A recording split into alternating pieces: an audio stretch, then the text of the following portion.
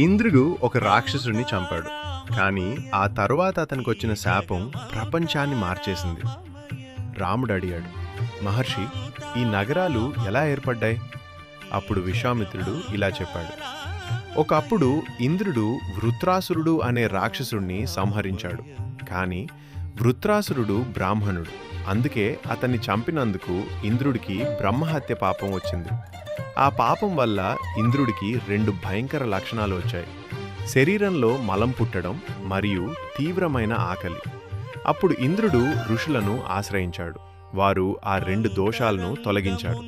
కానీ ఆ దోషాలు భూమిపై పడిపోయాయి. అవి పడిన ప్రదేశాలు మలదము మరియు కరుషము అనే జనపదాలుగా మారాయి. ఆ ప్రాంతంలోని ప్రజలు ఎప్పటికీ సుఖ సంతోషాలతో ఉండాలని ఇంద్రుడు వారికి వరమిచ్చాడు. ఇంద్రుడిచ్చిన ఆ వరం తర్వాత ఆ నగరాలకి ఏమైంది? మీరేమనుకుంటున్నారు? కమెంట్ చేయండి.